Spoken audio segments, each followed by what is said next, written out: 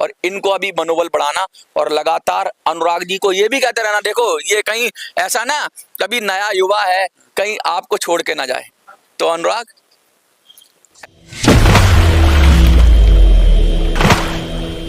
याचना नहीं अब रण होगा, संग्राम महाभीषण होगा। विनय न मानत जलध जड़, गए 3 दिन बीत, बोले राम सकोप तब भय बिन होय न प्रीत। 2 मुद्दा बहुत अहम है जिस पर आज हम बात करने वाले हैं। एक तो ईपीएस 95 और दूसरा है दिल्ली के बुजुर्ग पेंशन धारक जो केजरीवाल जी ने लॉलीपॉप पकड़ाया 80,000 का, लेकिन लॉलीपॉप किन बुजुर्गों को मिला ये हम मनोज जी से आज जानेंगे। रात में मुझे कंफ्यूजन हुई तो मैंने कहा मनोज जी को फोन लगाया जाए और इस पर दूसरे ही दिन डिस्कस किया जाए। समय महज 10:30 और 11 बज रहे हैं और मनोज जी को मैंने इसलिए बुलाया कि पेंशन धारक की बात मनोज जी से बेहतर कोई कर नहीं सकता है। मनोज जी, पहले तो आपका हमारे चैनल में बहुत बहुत स्वागत है। बहुत बहुत धन्यवाद अनुराग जी। सबसे बड़ी बात मैं ये कहता हूँ कि अनुराग जी, जब आपने कहा ना कि उस दिन आपने वादा किया था कि मैं बुजुर्गों की आवाज बनूंगा जी, मैं सेनापति बनूंगा जी, तो आज आप सच में वो सेनापति जो लीड करता है ना, जो आगे बढ़कर उसकी ताकत को दिखाता है, आगे बढ़कर संग्राम करता है और अपनी जान दांव पे रखकर, क्योंकि बड़े बड़े लोगों से टकरा रहे हो आप, नरेंद्र मोदी से टकरा रहे हो आप, अरविंद केजरीवाल से टकरा रहे हो आप, और डर नहीं है इन लोगों का। तो फिर आपने बोल दिया ना कि बिना न माने जलद जल गए 3 दिन बीत, बोले राम सकोप तब भय बिन होय न प्रीत। तो क्या तो आप लोगों ने, मैंने आपकी वीडियो देखी जो आपने अल्टीमेटम दिया है 15 तारीख तक, हाँ, कि अगर नहीं माने, हाँ, और दिल्ली वाले जुट्ठे को हाँ, 5 दिन का अल्टीमेटम दिए हैं, हाँ, तो यानी 20 दिन का टोटल अल्टीमेटम। अगर ये लोग नहीं माने तो अनुराग ओझा दूसरा वाला अल्टीमेटम देगा जो देता है आज तक। अनुराग जी देखिए, मोदी जी को तो जैसे आपको पता ही, आपने बताया अभी कि मोदी जी को हमने क्या, मैंने नहीं दिया, हाँ, हमने लोगों से कहा पत्र भेजो, और मोदी जी को चेतावनी गई हुई है। 30 तारीख तक लोगों ने पत्र भेज दिए गए हैं। 15 तारीख तक उनका समय दिया है कि भैया 10 साल हो गए याचना करते करते और अब संग्राम की नौबत आ रही है। या तो काम कर दो पेंशनर का काम 7,500 रुपया मिनिमम पेंशन, डीए, मेडिकल, और ये जो फॉर्मूला है, अनैतिक फॉर्मूला है पेंशन का, इसको एकदम वाइप आउट करो, इसको हटा दो। ये हमने कहा है प्रधानमंत्री जी से। प्रधानमंत्री जी ने पब्लिकली तो नहीं कहा, लेकिन प्राइवेट मीटिंगों में कई बार कहते हैं हम पेंशन का काम करेंगे। लेकिन अब साफ साफ प्रधानमंत्री जी को अपनी उससे क्या लेकर गुफा से निकलना पड़ेगा। गुफा में तपस्या करते हैं ना, बड़े तपस्वी हैं वो, सब कुछ लगा लोगों के तपस्या करते हैं। तो मुझे लगता है भोले शंकर का जैसे ध्यान भंग कर दिया जाता है, तो प्रधानमंत्री का भी ध्यान भंग करेंगे, फिर जो होगा देखेंगे। प्रधानमंत्री नाराज होंगे तो भैया वो तो अपना अपना ताकत लगाएंगे। हम दोनों, हम तो कमजोर हैं, बुजुर्ग कमजोर हैं, लेकिन बुजुर्गों का श्राप की जो ताकत है ना, कहते हैं ना, वो सबसे बड़ी ताकत है। अगर श्राप लग गया तो कहीं ऐसा ना हो कि 240 की 2 और हट जाए, 40 ही रह जाए। बहुत बहुत मुश्किल हो सकती है प्रधानमंत्री जी को। इसलिए 15 दिन तक मोदी जी को अल्टीमेटम है। और ये जो नया मनोज जी, मैंने डिस्कस करने के लिए आपको इसलिए बुलाया कि जो केजरीवाल जी ने 80,000 का वादा किया, 2 दिन में ही इनकी वेबसाइट यानी इनका पोर्टल बंद हो जाता है। बुजुर्गों के जब तक कान में भनक जाती है कि आपके पेंशन के दरवाजे खुलने वाले हैं, जब तक वो उस दरवाजे पर पहुंचते हैं तब तक वो दरवाजा बंद कर दिया जाता है। ये समझ में नहीं आया था मेरे कुछ। बहुत भद्दा मजाक किया केजरीवाल ने। मजाक, एक तो मजाक होता है, एक आप किसी बुजुर्ग से भद्दा मजाक कर देते हो। दिल्ली के पेंशनर पिछले 7-8 सालों से इंतजार कर रहे थे कि पेंशन खुलेगी, पेंशन खुलेगी, पेंशन खुलेगी। इलेक्शन आया, पेंशन खोली, वादा किया 80,000 फॉर्म देंगे, 80,000 लोगों को हम पेंशन देंगे, फॉर्म नहीं, 80,000 लोगों को हम पेंशन देंगे। 80,000 का कोटा बढ़ा रहे हैं, यानी कि 80,000 लोगों को पेंशन लगाएंगे। अब 80,000 से ज्यादा ही लोग अप्लाई करेंगे, उसमें से कुछ लोग रिजेक्ट होंगे। अप्लाई तो सब करेंगे, वह क्राइटेरिया के अनुसार जो मैच करेंगे उनको पेंशन दी जाएगी। लेकिन केजरीवाल ने क्या किया, मैं आपको अनुराग जी पूरी बात बताऊं। देखिए मॉडस ऑपरेंडी देखिए, इसके पीछे साजिश देखिए। साजिश क्या थी कि जिस दिन उन्होंने अनाउंस किया उससे पहले ही पेंशन शुरू हो चुकी थी।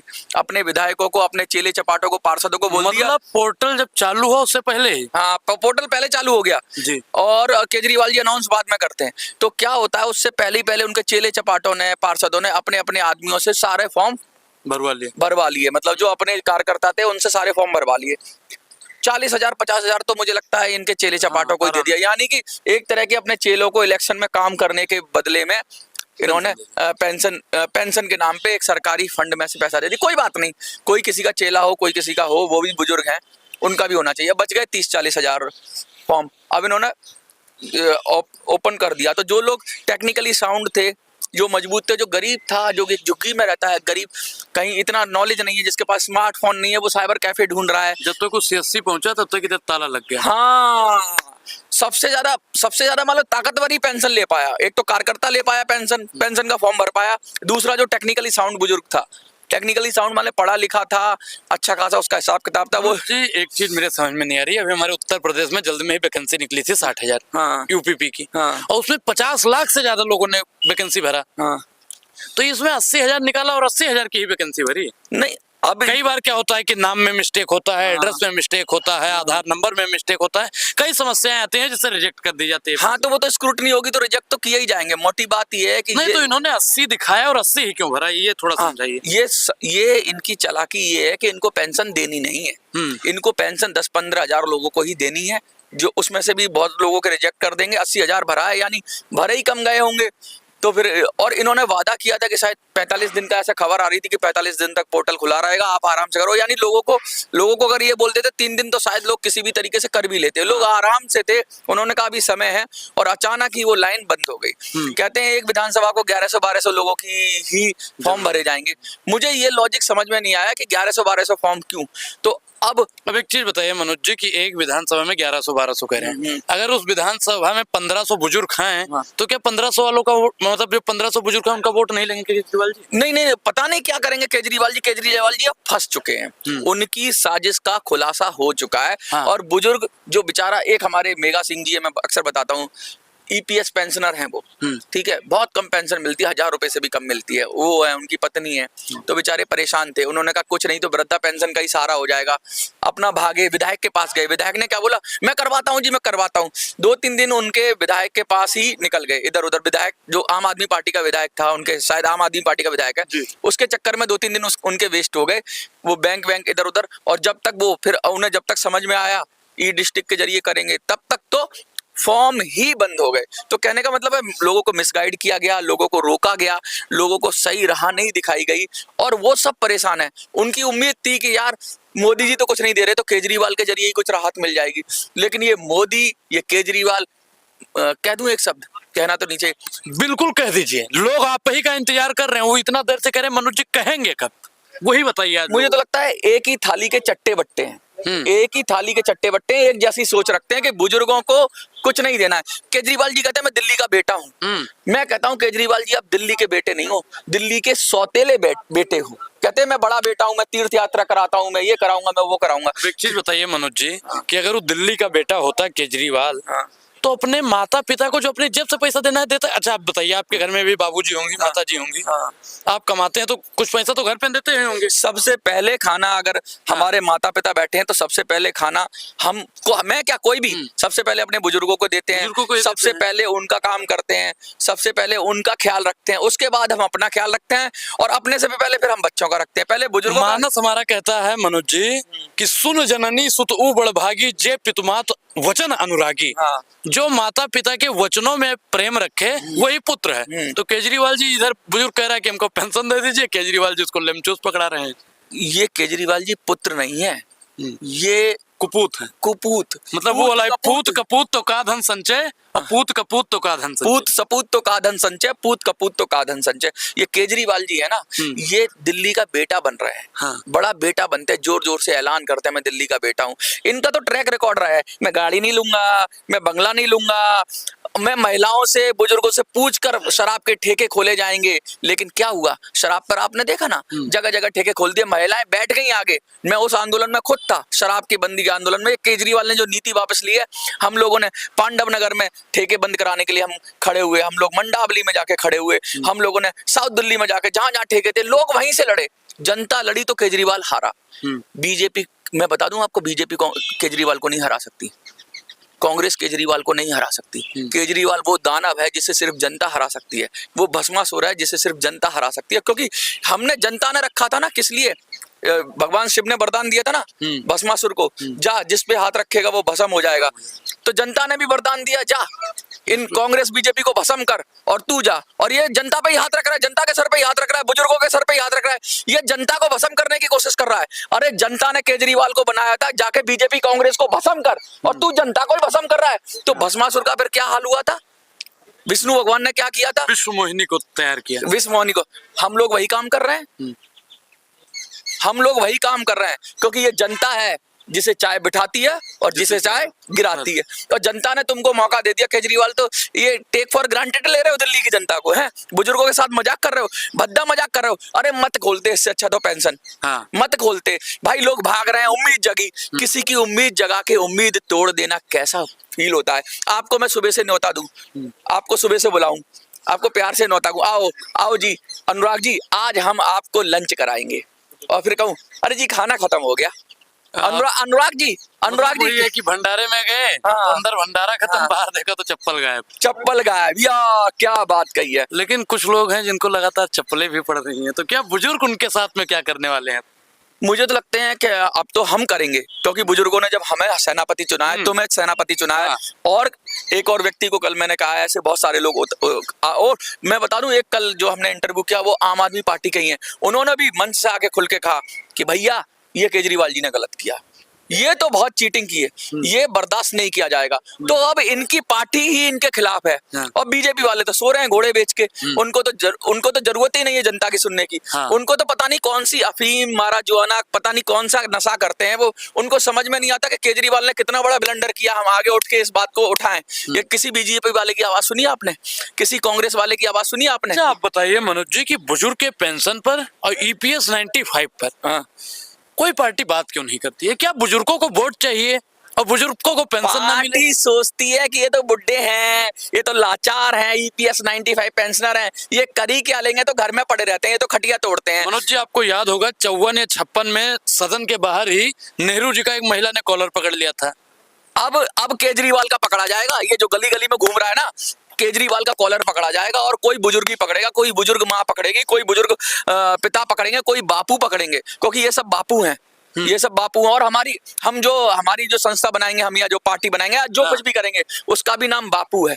तो जो ये बाप, जो दिल्ली के बाप है ना, जो दिल्ली के बापू हैं सब लोग, वो अब केजरीवाल को सबक सिखाएंगे, क्योंकि केजरीवाल मान नहीं रहा है। उनके बच्चों को शराब पिला के उसने नकारा बना रहा है, बनाने की कोशिश की, बना तो खैर क्या ही पाएगा, ये इसके मंसूबे कामयाब नहीं होते। शराब पिला के नकारा बनाने की कोशिश कर रहा था उनके बच्चों को, और उसके बाद अब पिता के साथ भी वही हरकत कर रहा है कि हम तुमको दिया और दिया भी नहीं, यानी कि झूठ बोल के लोगों को भ्रमित किया। हमने 5 दिन का टाइम दिया है, एक दिन निकल गया, कल शायद हमने वार्निंग दी, आज दूसरा दिन है। 5 दिन के अंदर अगर इसने पोर्टल नहीं खोला तो केजरीवाल की ईंट से ईंट बजा देंगे। और अनुराग, तुम्हें साथ खड़े रहना है, और जितने लोगों को साथ खड़े रहना है, बजाओगे ना? आपके साथ थे, हैं और रहेंगे, क्योंकि मैंने उसी दिन वादा कर दिया था कि 10 तारीख से हमारी वीडियो आएगी। लेकिन आज से क्यों आने लगी? क्योंकि हम बुजुर्गों के साथ में हैं। बुजुर्गों का जो जन समर्थन है वो अनुराग ओझा को मिल रहा है। अनुराग जी, आपको देखा ना कितना प्यार से लोगों ने आपको कहा कि सेनापति बनो, इतना प्यार मिलता है जनरली किसी तो हमको पहली बार देखे थे, इससे पहले तो हमने ईपीएस का कभी मुद्दा ही नहीं उठाया था बुजुर्गों के। आपको भी नहीं पता होगा ईपीएस क्या है? हमको पता ही नहीं। हम क्या कह रहे हैं कि हम महंगाई, बेरोजगारी, भ्रष्टाचार, किसान, जवान, सब चीज की बात करते हैं। इसी में लटके रहे आप। हमें तो कभी पता ही नहीं चला कि बुजुर्गों की पेंशन भी खा रहा है कोई बैठ के वहाँ पे। अरे देश का सबसे बड़ा ब्लंडर है ये, और आप सबसे बड़ा इसे घोटाला भी कह सकते हो, क्योंकि ये नीतिगत घोटाला है। एक तो होता है घोटाला जिसमें कि रिश्वत खाई जाती है, एक नीति ऐसी बना दो कि लोगों का नुकसान हो जाए, ये फॉर्मूला ऐसा बना दिया, ये मतलब एक लाइन में अगर कहा जाए मनोज जी, तो बुजुर्गों को इतना निचोड़ दो कि वो जिंदा रहने को ही अपना पेंशन समझे। जिंदा भी कहाँ रह पा रहे हैं, अब तो बुजुर्गों के पास कोई ऑप्शन नहीं है। कुछ लोगों ने तो ये मान लिया कि अब हमें ऐसे ही जीना है, ऐसे ही दर दर की ठोकरें खानी है। लेकिन अब भी कुछ लोग हैं जो नए हैं, मैं उनसे अपील करना चाहता हूँ। 7 करोड़ से ज्यादा लोग ईपीएफओ में कंट्रीब्यूट करते हैं, यानी 7 करोड़ लोग अपनी पेंशन के लिए पैसा देते हैं। उनकी भी तो पेंशन बनेगी आज से 10 साल, 5 साल, 20 साल बाद। तो वो 7 करोड़ लोगों के साथ छलावा नहीं है, उन जवानों के साथ छलावा नहीं है। क्या सिर्फ 78 लाख बुजुर्गों के साथ छलावा है? ईपीएस के 7 करोड़ आदमियों के साथ भी छलावा है। आज उनके बुजुर्गों के साथ अत्याचार हो रहा है, कल को उन लोगों के साथ भी अत्याचार होगा जो ईपीएस 95 में पैसा दे रहे हैं। तो उनको भी खड़े होना है। आप कहीं नौकरी करते हो, किसी प्राइवेट सेक्टर में नौकरी करते हो, किसी प्राइवेट लिमिटेड कंपनी में, किसी लिमिटेड कंपनी में आपका पीएफ कटता है, आपका ईपीएस 95 में अगर पैसा कटता है, चाहे वो आप यूपी रोडवेज हो, कोई भी महकमा हो, ऐसा महकमा जिसको ईपीएस 95 योजना से जुड़ा हुआ है, तो मैं उन सारे महकमा वालों से, उन सारे कंट्रीब्यूटर से कहना चाहता हूँ, भैया ये इन बुड्ढों की लड़ाई नहीं है, कल को तुम्हारा भी यही हाल होने वाला है, तुमको भी खड़े हो जाना है। लठ ले लो हाथ में। लठ किस बात का? वोट का। वोट, बापू का लठ और वोट की ताकत। वोट की ताकत से बड़ा कोई ताकत नहीं इस देश के अंदर। वोट से चाहे, देखो ना, आपने देखा ना हरियाणा के अंदर कैसे नोटा ने कमाल किया, कैसे नोटा ने कमाल किया। नोटा को अब तो अखबारों में भी नोटा के बारे में आ रहा है कि नोटा ने ये कर दिया, नोटा की वजह से 5 कैंडिडेट हार गए। अरे आप 5, 10, 20 कैंडिडेट हराने की क्षमता रख रहे हो बुजुर्गो, जागो, अपने अंदर को जगाओ। बहुत सारे लोग कहते हैं कि आप वीडियो बनाते हो, वीडियो से ताकतवर कुछ नहीं है। मोदी जी क्या करते हैं? मोदी जी किसी का जाके झाड़ू लगाते हैं? वो भी वीडियो बना के ही संदेश देते हैं। केजरीवाल जी क्या करते हैं? वो भी वीडियो बनाते हैं। वीडियो कोई छोटी ताकत नहीं है, वीडियो बहुत बड़ी ताकत है। और कहते हैं शब्द ही ब्रह्म है, जो हम शब्द बोलते हैं वो ब्रह्म है, वो ईश्वर के समान होते हैं। आपके शब्दों में अगर शक्ति होगी तो लोग खड़े हो जाएंगे। एक नेता बोलता है तो हजारों लाखों लोग खड़े हो जाते हैं। शब्द की ताकत पता ही नहीं है उन मूर्खों को जो कहते हैं वीडियो बनाते हो। अरे शब्द से बड़ा कोई वाण नहीं है दुनिया में, और शब्द से बड़ी कोई ताकत नहीं है। शब्द बाण चौहान ने चलाया था। हाँ, और देखो कुछ लोग दंगा करा देते हैं उल्टा सीधा बोल के, हेट स्पीच बोल के दंगा करा देते हैं। तो कुछ लोग अच्छी बात बोल के लोगों को खड़ा कर देते हैं। हम अच्छी बात बोल के लोगों को खड़ा कर रहे हैं, हम घर घर जा रहे हैं, गली गली जा रहे हैं, मेहनत कर रहे हैं, सुबह से शाम तक वीडियो बनाने के लिए कम मेहनत होती है। हम लोगों के पास जा रहे हैं, उनको तैयार कर रहे हैं, और हम वीडियो बनाने के साथ हमने चुनाव लड़ने की रणनीति बना रहे हैं, हम लोगों को एकत्रित करने की रणनीति बना रहे हैं, हम धरना प्रदर्शन की रणनीति बना रहे हैं, हम हर स्तर पे काम कर रहे हैं, हर जगह काम कर रहे हैं। रुकेंगे नहीं और झुकेंगे नहीं, और जब तक तोड़ेंगे नहीं तब तक छोड़ेंगे नहीं। तो मैं अपने बुजुर्ग दादाओं से कहना चाहता हूं कि उठो बुजुर्गों, देश की वसुंधरा पुकारती, देश है पुकारता, पुकारती मां भारती। मनोज जी बहुत बहुत धन्यवाद आपका। बहुत बहुत शुक्रिया। और कहते हैं ना 1 और 1 11 होते हैं, लेकिन आज मैं कहता हूं अगर अनुराग हो तो 1 और 1 111 होते हैं। बहुत बहुत आप हमारे चैनल के बारे में क्या कहना चाहेंगे? अनुराग ओझा जो सोशल एक्टिविस्ट चैनल है, अनुराग ओझा लिखोगे आप यूट्यूब पर तो आ जाएगा, इसको जाके सब्सक्राइब कर लेना, और इनको अभी मनोबल बढ़ाना, और लगातार अनुराग जी को ये भी कहते रहना, देखो ये कहीं ऐसा ना कभी नया युवा है कहीं आपको छोड़ के ना जाए। तो अनुराग ऐसे ही मदद करते रहना, और आज लिख दो लड़ेंगे जीतेंगे। सही है ना? जीतेंगे। आज कमेंट में लिख दो लड़ेंगे जीतेंगे। बहुत बहुत धन्यवाद आपका। जय हिंद, जय भारत।